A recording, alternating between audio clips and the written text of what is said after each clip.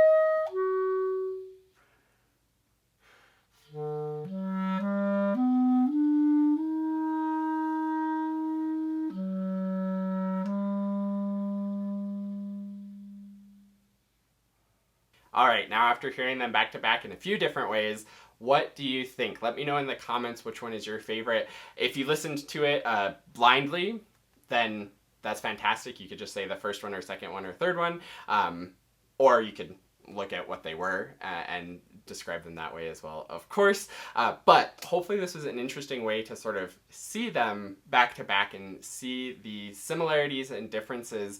And again, there may be one where you liked something about one better than the other, but you liked something else about that one better than the first one. So there can be all kinds of a mix and match, and it's never so black and white with equipment. We think like, oh, $5,000 should easily beat $1,000 because that's the way it usually works. But so much more is dependent on how we're playing and what we're doing that it can make a difference. I will say personally, the price was pretty linear in how I liked playing it. The Alpha felt good with the notes coming out, but I felt pretty limited on the sort of expressiveness and contrast that I was able to get on it, and sort of the smoothness between things. The Alpha Plus, I felt like had more musical expression to it and more flexibility to it, but I was maybe just a little bit nervous, especially on those big leaps, that those high notes weren't going to come out super cleanly or as clearly, and they were maybe a little bit stuffier. So again, more flexibility and more smoothness in phrasing, but maybe less smoothness than the Alpha when it came to controlling the notes and getting the big intervals to come out. I do feel like on the Tradition, I was able to sort of get the best of both worlds with the good quality of sound, good quality of connections, the flexibility, and the freedom. But again, that's a $5,000 instrument, fancy Brad Bain adjustable, the Evo barrel. So there's an obvious difference, and it should be that this one feels the best. As I was trying these out, there was a few times where I would be playing, especially like doing big leaps and transitions into the altissimo on the Alpha and thinking like, is this better than my clarinet? Or on the Alpha Plus, like things would be sounding good and really smooth, and I'm like, is this better? But then when I tried the Tradition, it was better, which is again what we would expect. This isn't like a apples and oranges comparison at all, because this is a professional versus a student and sort of student plus intermediate level instrument, so it makes sense. But I thought it'd be interesting for you to sort of hear my thoughts on them back to back, hear them for yourself back to back, and see what you think. And as always, my goal with the equipment is for you to realize that it's much more about how you're playing it. I think all three of these sounded solid and respectable. I think if I practice this piece a little bit more, they would sound even more solid and respectable. But you can see that even these $1,000, $1,500 instruments are holding up to a professional level quality instrument, which I think says a lot about the quality of the Backun Alpha and the Alpha Plus. So if you're in the market for maybe an outdoor instrument with the Backun Alpha, or a really great starting student instrument, or a really nice value intermediate instrument, the Alpha and the Alpha Plus are great choices. If you want an instrument that sounds like the way that I play, then you're going to need to figure out how to play the clarinet the way that I play it. But I play on the buffet tradition, so if you want the same equipment that I play on, then go for that too. As always, the best thing is to try as much as you can to find what feels the best for you and allows you to sound the way that you want as easily as possible. So thanks so much for watching this. I hope that this was interesting. Leave a comment. I'm really curious to hear your thoughts about the comparisons of each of these instruments. Don't be too mean about my playing. Again, it was one take on each. I didn't have time to get to fuss and try to adjust things. I was trying to get a really honest take of each of these instruments. So let me know what you think in the comments. Thanks for watching, and I look forward to seeing you in another video.